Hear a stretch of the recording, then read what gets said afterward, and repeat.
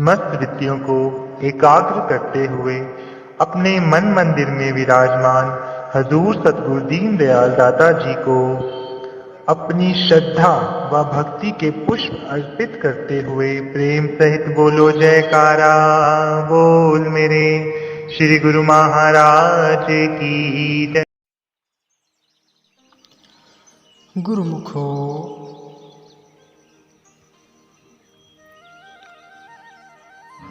कर्मों के फल से कोई नहीं बच सकता। देर सवेर कर्मों का फल मिलता ही है।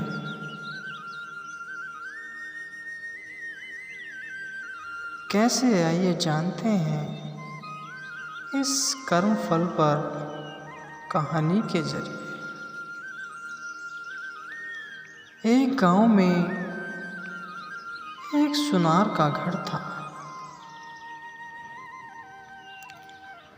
उस सुनार का काम बहुत अच्छा चलता था। काम बढ़ाने के उद्देश्य से उसने एक दिन बहुत सारा सोना मंगवाया। इस बात का जब गांव में रात को पहरा देने वाले पहरेदार को पता चला तो उसके मन में लालच आ गया। जैसे ही रात हुई वह पहरेदार उस सुनार के घर में घुसा और उसे मार दिया। सुनार को मारने के बाद वह जैसे ही बाहर निकला तभी उसे सुनार के एक पड़ोसी ने देख लिया।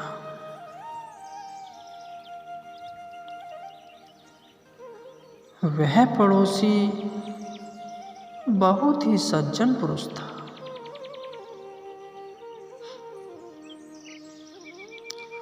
उसे अचानक देख पहरेदार घबरा गया। उस सज्जन पुरुष ने पहरेदार के हाथ में जब बक्सा देखा तो उससे सवाल पूछना शुरू कर दिया। ये बक्सा लेकर कहाँ जा रहे हो?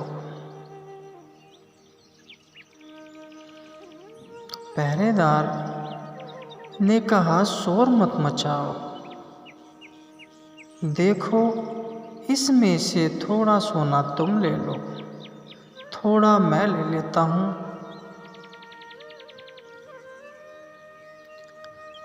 सज्जन पुरुष बोला, मैं नहीं ले सकता, मैं गलत काम नहीं कर सकता। यह सुन पहरेदार ने उसे डराने के लहजे में उससे कहा, देख मेरी बात मान जा, नहीं तो बहुत बुरा होगा,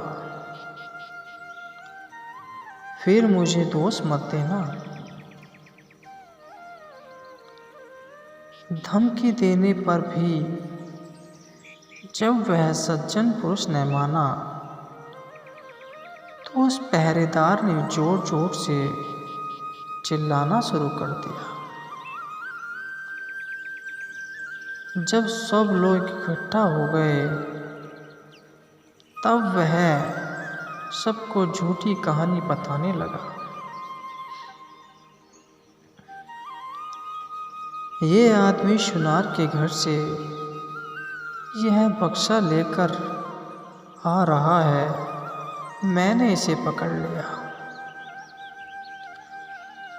जब सब लोगों ने सुनार के घर जाकर देखा तो सुनार मरा पड़ा था। पुलिस को बुलाया गया और पुलिस उस निर्दोष व्यक्ति सुनार के कत्ल के इल्ज़ाम में पकड़ कर ले गए और उस सज्जन पुरुष को कारागार में डाल दिया। मामला कोर्ट पहुंचा। उस व्यक्ति ने जज के सामने बहुत कोशिश की कि खुद को निर्दोष साबित कर सके, लेकिन सारे सबूत और गवाह उसके खिलाफ थे। जैसे ही उसको फांसी की सजा हुई, वैसे ही उसके मुंह से निकला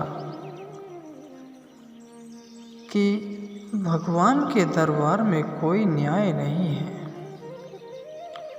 जिसने मारा है उसे कोई सजा नहीं, और जिसने कुछ नहीं किया उसे फांसी की सजा मिल रही है। जज को उसके इन शब्दों से लगा कहीं उन्होंने फैसले में कोई गलती तो नहीं कर दी।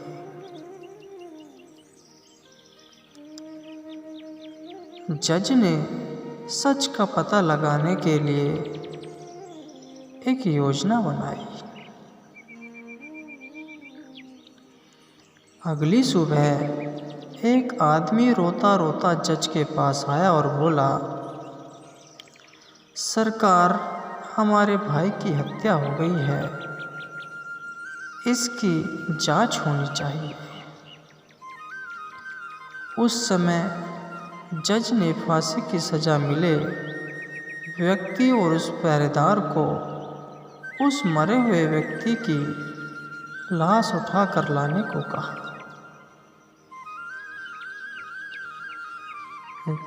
जब दोनों दिए गए पते पर पहुंचे तो देखे कि खून से लथपथ लाश चारपाई के ऊपर पड़ी है और उस पर चादर डाली गई है।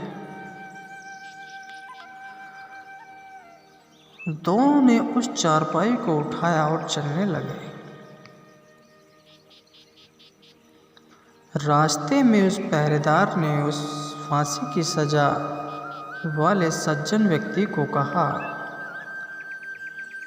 अगर तुमने उस रात मेरा कहा मान लिया होता तो तुम्हें फांसी की सजा भी न होती और सोना भी मिल जाता। इस पर उस व्यक्ति ने जवाब दिया, मैंने तो सच का साथ दिया था, फिर भी मुझे फांसी हो गई। भगवान ने न्याय नहीं दिलाया मुझे।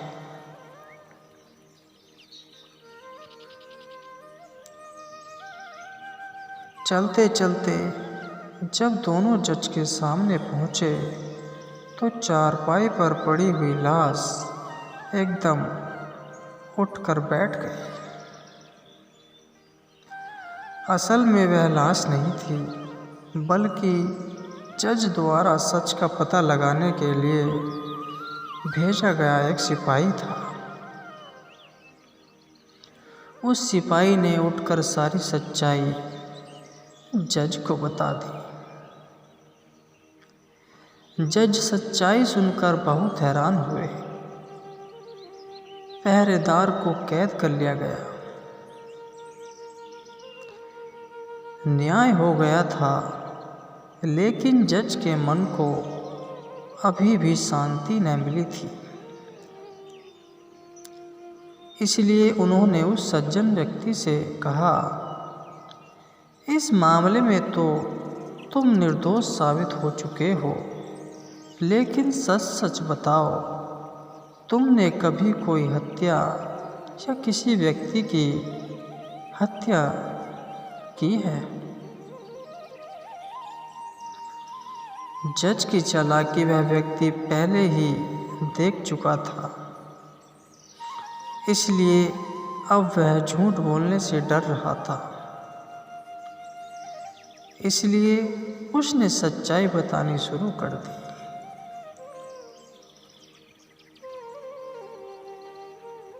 बहुत पहले की बात है, एक दुष्ट व्यक्ति मेरी गैर हाजिरी में मेरी पत्नी से मिलने आया करता था।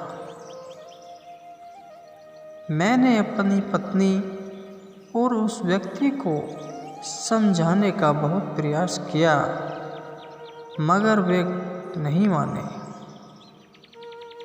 एक दिन जब मैं अचानक घर पर गया तो देखा कि वह व्यक्ति घर पर ही था। मुझे बहुत गुस्सा आया। मैंने तलवार से उसे मार दिया और घर के पीछे बहती नदी में उसकी लाश फेंक दी। इस बारे में कभी किसी को कुछ भी नहीं पता चला। जज ने कहा, मैं भी यही सोच रहा था कि मैंने कभी कोई गलत काम नहीं किया, न ही किसी से रिश्वत ली, फिर मेरे हाथ से यह गलत फैसला कैसे हुआ? खैर, अब तुम्हें अपने कर्मों का फल तो भोगना ही होगा। पहरेदार के साथ अब तुम्हें भी फांसी होगी।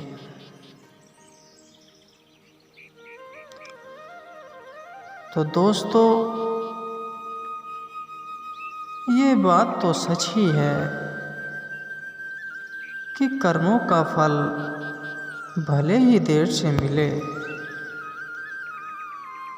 लेकिन मिलता जरूर है।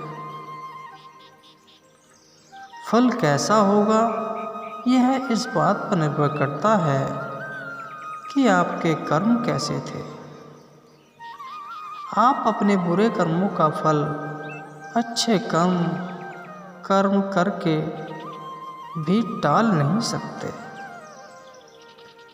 जैसा कि उस व्यक्ति ने पहरेदार को रोककर अच्छा कर्म करना चाहा, लेकिन उस अच्छे कर्म के कारण उसके बुरे कर्म नहीं भुलाए जाएंगे।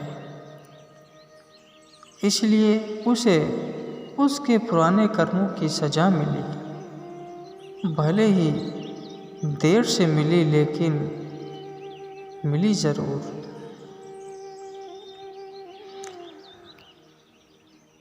कर्म फल पर ये कथा आपको कैसी लगी? इस अपने विचार हमें कमेंट बॉक्स में ज़रूर बताएं और चैनल को सब्सक्राइब ज़रूर करें।